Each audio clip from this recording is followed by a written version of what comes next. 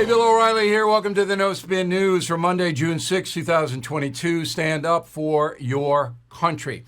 So I'm on round 2 of promoting Killing the Killers, and I proudly say it's the #1 book in the world right now, and it makes a great gift for Father's Day. And I have to do, in order to market the book, hundreds of radio interviews with talk stations across the country. And I like doing them. It's just that it becomes chaotic because I have to do the television program and a lot of other things. But I'm not whining about it. I mean, obviously, when you deal with a success like Killing the Killers, you have a responsibility to the publisher and to everybody to market the book as best you can. So it's interesting because when I do these interviews on the radio, it's not all about the book. There's some questions about the book, but everybody wants to know one thing. This is a constant question from Seattle to Key West, from San Diego to Bangor, Maine, okay? Why is the country in such dire trouble? That's the question. Everybody wants one-word answer. Incompetence. That is the one word I give it. And that's laying on President Biden and his administration. And to prove my point, we're going to talk about the border today. Get a pen and pad. I got some unbelievable stats for you. And that is the subject of this evening's Talking Points memo. So number 1, since President Biden took office in January 2021, about 4 million illegal foreign nationals have entered the USA. Now, you've heard the progressives say no one is illegal. All right, you may be legal in Honduras, but if you don't have papers to come to the USA, you're here illegally. 4 million in less than a year and a half. And that data comes to us from the Customs and Border Patrol. It's stunning. Number 2, the Center for Immigration Studies says that the total number of foreign-born people in the USA is 47 million. That is the highest number ever in modern American history. 47 million. That is, 14% of the entire population is now foreign-born. And it is increased under President Biden by 132,000 a month.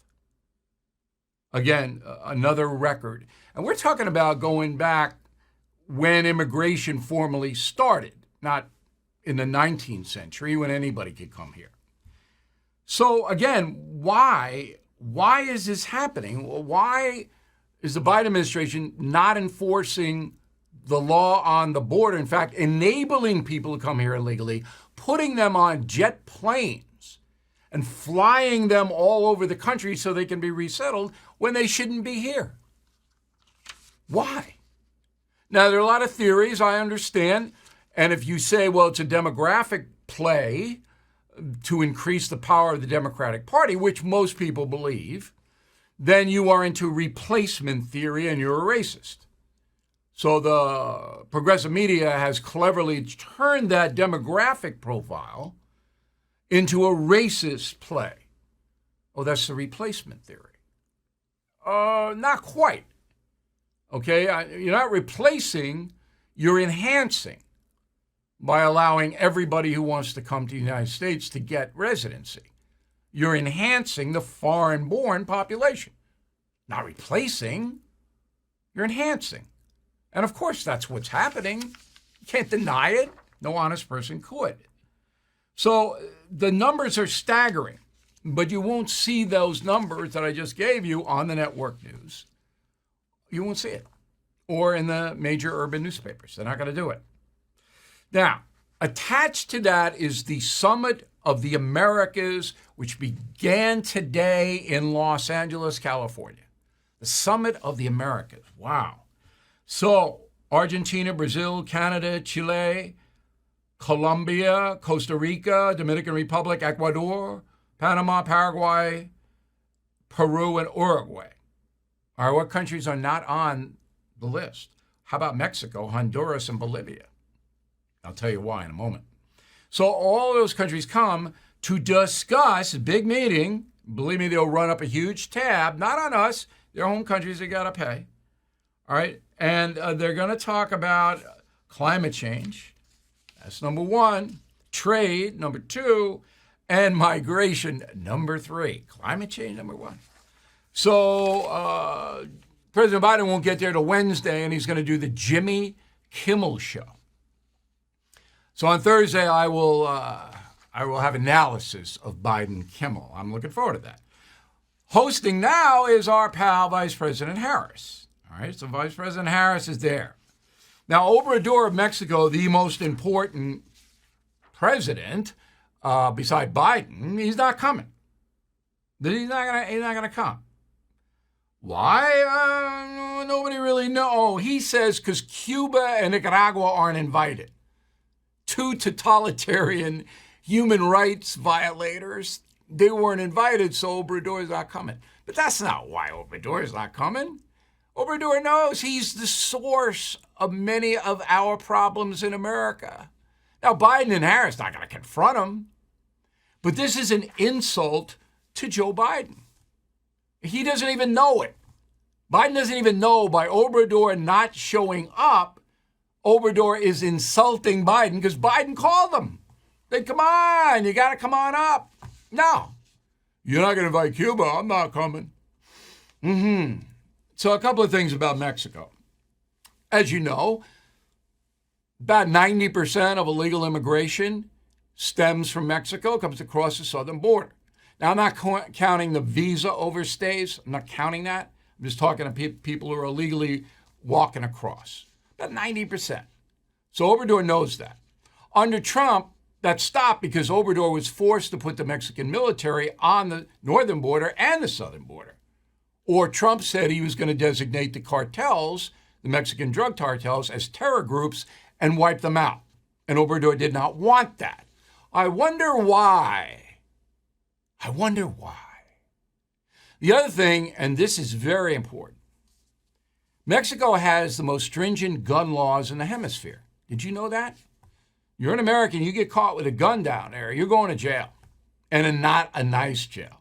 We had a big thing I did years ago on an American Marine who got into Mexico. Somehow he said he didn't know. He had a rifle. They put him in jail. Yeah, the most stringent gun laws in the hemisphere. Yet every criminal in Mexico has a gun, and a big gun. A big gun. So does that comport to the United States? Yeah. You can have all the strict gun bans and laws and this and that, but the criminal's still going to get them. Okay? We all hearing this? That's not to say each state shouldn't have sane public safety laws. Each state should. I don't want people running around with ARs in New York City. I'm sorry. 8.5 million people jammed in. ARs, no. But in Wyoming, when the cops can't protect you because it's too vast and there are too few people, I'd have an AR. Let the states decide. But these progressive, oh, yeah, we're going to ban this and ban. How's it working in Chicago, huh? You ban everything. Oh, it's just so annoying to me. But anyway, back to Obrador. I think he's corrupt. I think you're going to see it because he doesn't want to touch the cartels. And the cartels run the people smuggling operations. That's second to their drug operations. They charge these poor people to come up to the northern border and get across. Obrador doesn't want to interfere with their business. It's not hard to wipe out the Mexican cartels. Trump was that close to doing it. And the reason he didn't do it is because Obrador put the troops on the border, and that stopped the mass migration in his last year in office. I know this because I was involved with this, and you know what I'm talking about. So anyway, the situation now is Obrador's not showing up because he doesn't want to solve the problem, and the problem is getting worse by the day on the southern border. And Americans know it. Even the LA Times, even the uber liberal LA Times, and I wrote a message of the day today about how that newspaper is just about out of business because they're so insane. That's on BillO'Reilly.com. I hope you read it. You don't have to be a premium or concierge member to read the messages. You just go there and read them. Every morning we have them up. Anyway, the LA Times says this about Kamala Harris, who's in charge of border security.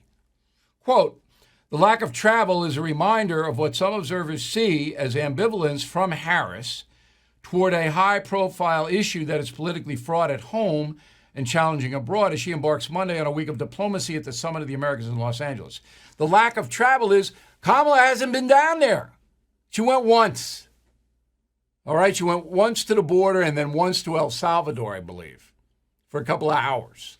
She doesn't want any part of this because she doesn't know what to do. All right, so do we have it now? It is just absolutely an impossible situation that's getting worse, and Biden is not going to solve it. If you own a home or property, here are 2 reasons you never want to become the victim of home title fraud. Reason 1, when a cyber criminal worms his way onto your home's title, he'll take out loan after loan using your home's equity. Then he'll vanish, leaving you to prove you didn't commit the fraud. Reason 2, you could be a victim of home title fraud and not know it for months. No agency notifies you or asks if you sold your home or added someone to the title. You'll find out when the collection calls start coming for loans you never took out. Nobody knows about how to help stop this crime more than Home Title Lock, America's trusted leader. I urge you to go to HometitleLock.com, read the testimonials from retired FBI agents and others, then register your home address to see if you are already a victim. And when you protect your home, tell them Bill sent you for 30 free days of protection. So please go to HometitleLock.com, HometitleLock.com. Let's bring in a guest who knows as much about this as anybody. Stephen Camarata is the Director of Research for the Center for Immigration Studies, and we cited some of Steve's research. He joins us now from Washington. First of all, I went over a lot of stuff. Did I get anything wrong or anything that's not in the proper perspective? One thing, I don't think you said it necessarily wrong, but just to clear one thing up, in terms of illegal immigration now coming into the United States, it does look like it's coming through Mexico, but the vast majority of people encountered at the border is the new word. The old word was apprehensions. But either way, people slipping in, people not slipping in, people being released in the United States, overwhelmingly not from Mexico now. If we had this conversation 10, 15 years ago, overwhelmingly Mexico. Not anymore. They're coming from everywhere. Everywhere in a country. Right. And they make their deals with the cartels. Some of them are private deals, some of them are public, some of them are extortion, some of them are shaken down. There's poor people, and there's affluent people too, trying to get in, as you point out. But it all comes through Mexico. And Trump pretty much stopped it, did he not? Yes. Trump faced his own border crisis, and they weren't sure what to do, but they implemented some big things that changed it.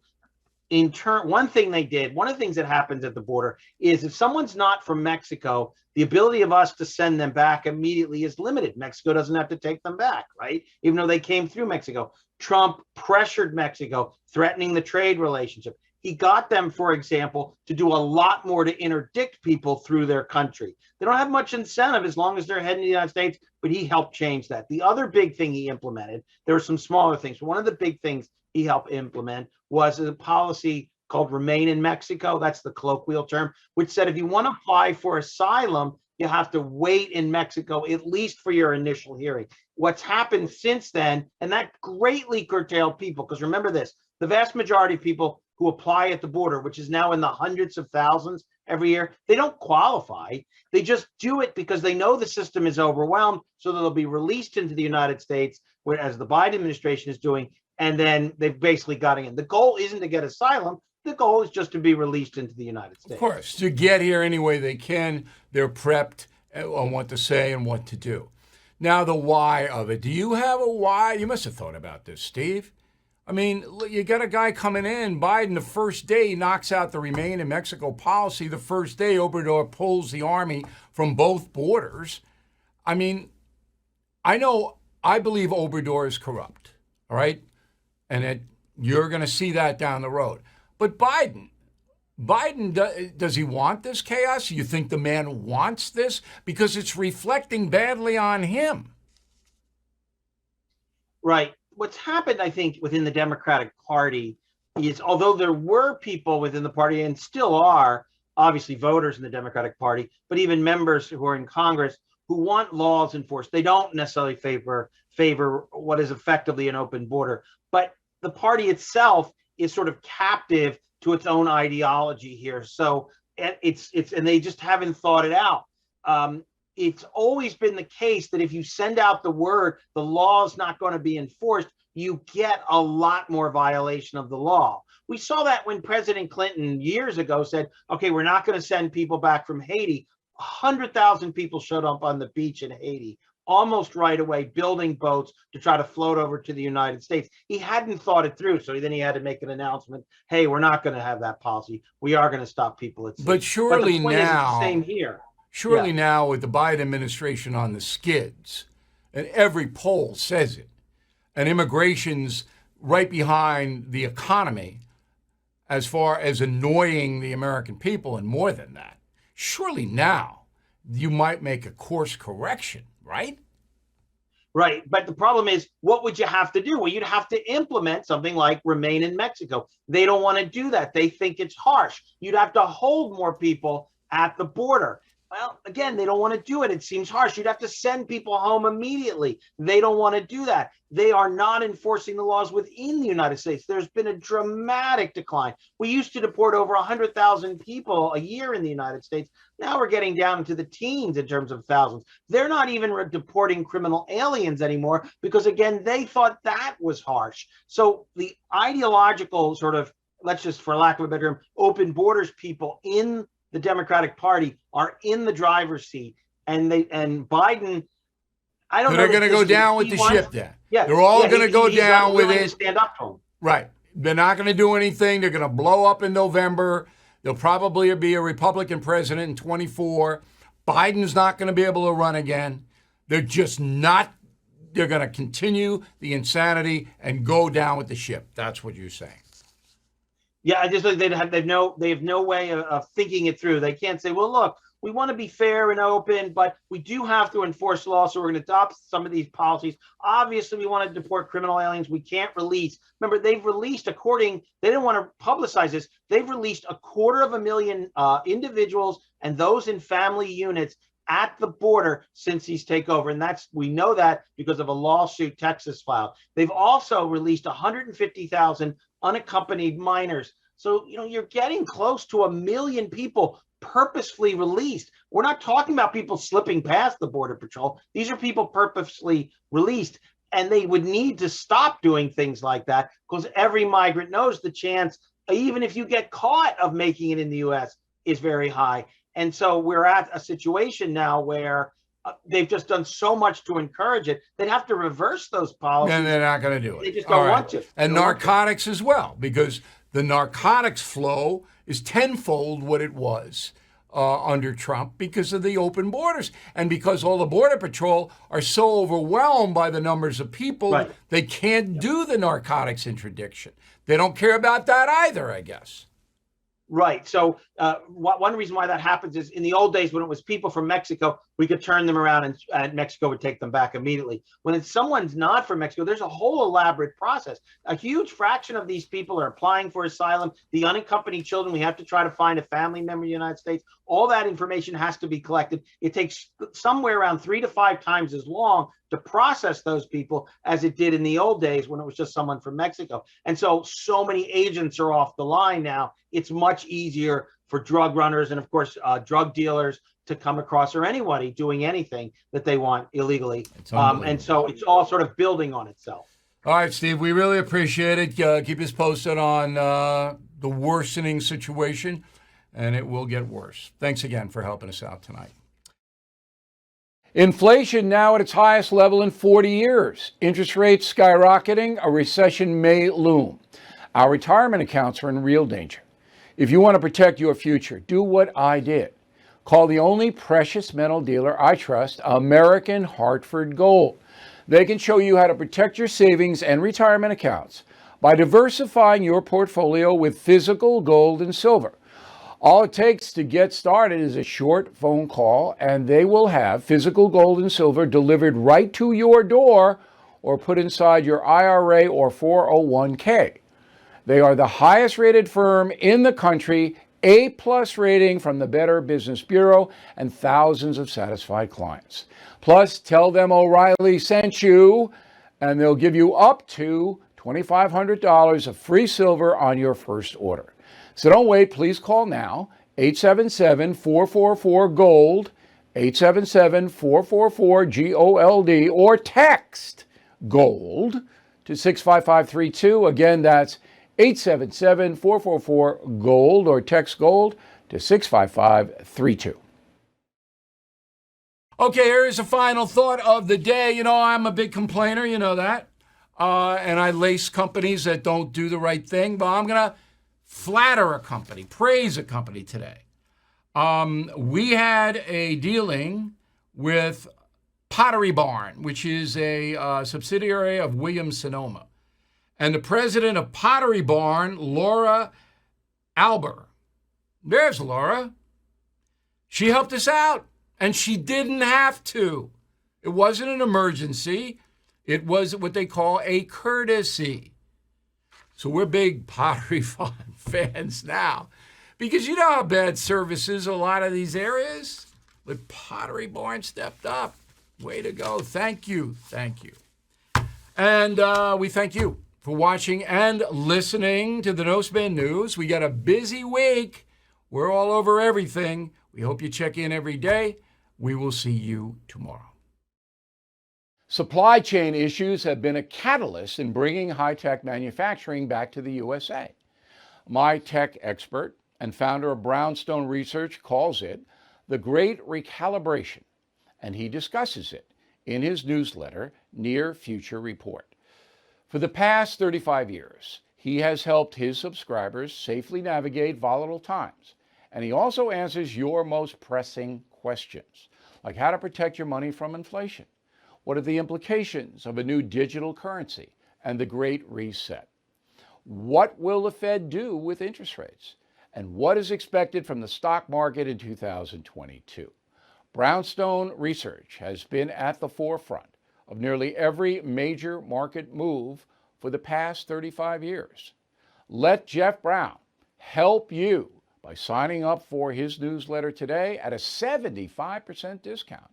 It's a 12-month subscription for only $49. Please go to jeffbrowntech.com. jeffbrowntech.com. jeffbrowntech.com.